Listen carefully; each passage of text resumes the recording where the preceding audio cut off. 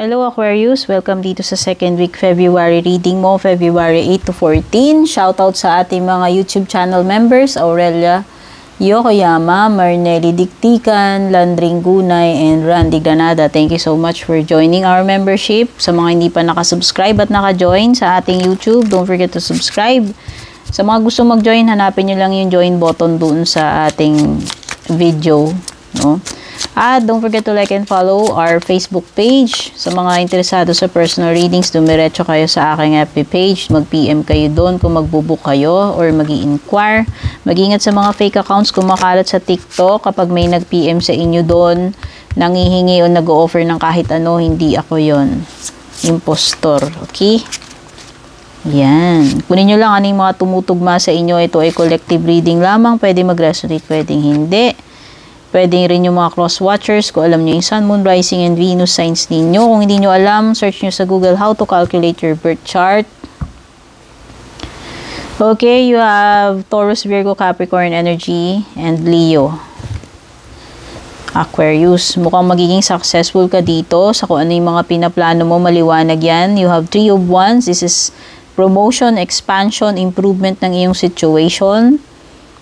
You also have success card which is 6 of Wands. So finally, marirecognize na yung mga efforts mo. Mabibigyan ka ng merit dyan sa mga paghihirap mo, yung mga ginagawa mo. Ikaw ay nakafocus ngayon, yung spotlight, yung attention ngayon ay nasa sa iyo. Okay? So yung iba sa inyo, you will gain popularity. Magiging famous kayo. Maraming matutuwa, hahanga sa inyo.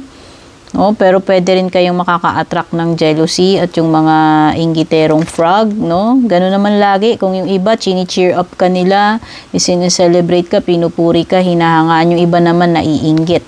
So, yan. Either you attract fame and also at the same time, makaka-attract ka rin ng mga bashers and inggitero. Okay, expect good news when it comes to money, business, career, ang ganda. Makaka-receive ng pera yung iba sa inyo dito. At you have the strength card. You can overcome literally anything. Basta ikaw ay matatag ang iyong kalooban. Kalooban, dear. Yung inner strength yung pinag-uusapan natin dito. This is pagiging strong inside. Pagiging mahinahon, patient, kayang tiisin, i-endure lahat ng ibabato sa'yo. Ganyang ka-positive yung mga energies mo. At ikaw ay very focused sa iyong goals. Very focused. Possible na may element ng travel, international or local. So, pwedeng iba may mga lakad, may mga pupuntahan, may mga plans, no? Tingnan pa natin yung ibang paparating sa iyo, Aquarius.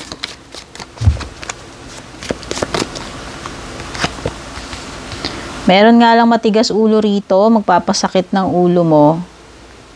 Oh, hindi lang to matigas ulo, aggressive, no? Sino kaya itong Ram? Pwedeng ano, Capricorn or Taurus energy. Yan, yung matigas ang ulo na yan. At kasi may sungay parang si Aries, symbol ni Aries tsaka ni Taurus, no? In-associate ko siya dun sa kambing kasi yun yung symbol sa astrology. Wow, money talaga. Diba sabi ko with the page, ayan, may darating na datung or good news about money, business, career. Eto na yon. May kadatungan na darating sa inyo. Expect nyo na yan ngayong second week. Do not back down. O, diba? Magpakatatag ka. Huwag kang magre-retaliate. Huwag kang magsusurrender. Huwag kang magbaback down sa mga makakalaban mo. Tao man yan or hindi. Ipakita mo na you are strong. Strong inside and out. Yun yung ipakita mo. Okay?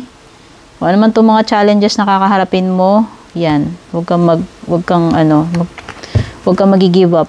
Kasi ma-achieve mo yung success Ayan success and fame. Tignan na natin yung love life mo, Aquarius. Ganda. Ganda overall yung cards nyo. Maswerte kayo ngayon, Aquarius, except dito sa may matigas ang ulo. Yan lang yung sakit ng ulo ninyo. At yun lang. Maraming sexual energy dito, lusting. Pero parang walang commitment. Alam mo yung mga tipong hindi seryoso, puro physical lang. Puro puro lasting and sexual lang itong relationship ninyo. Walang masyadong love, puro physical. O di ba magulo? Nakarinig na ba kayo ng FCUK body? FB? FUBU. FUBU sabi niya. Search nyo na lang. Basta yan, etong person na to, parang friends with benefits energy, ayaw ng commitment, puro sexual lang, puro physical. Kaya magulo itong situation ninyo ni person mo. Hindi siya ganun, hindi siya walang kasiguruduhan dyan. Hindi masasabi. No? Kasi nga puro physical. Closing message for you is learn from spiritual experiences. So ayan, pwedeng may mga spiritual awakening sa inyo, may mga mangyayari na mas kapupulutan ninyo ng aral or mas magiging wise kayo and parang ma-enlighten kayo spiritually. Yan. Pwedeng may mga paparating na ganyan. Okay, Aquarius. Sana nagustuhan mo to. Don't forget to like, share, follow, subscribe. Take care and God bless.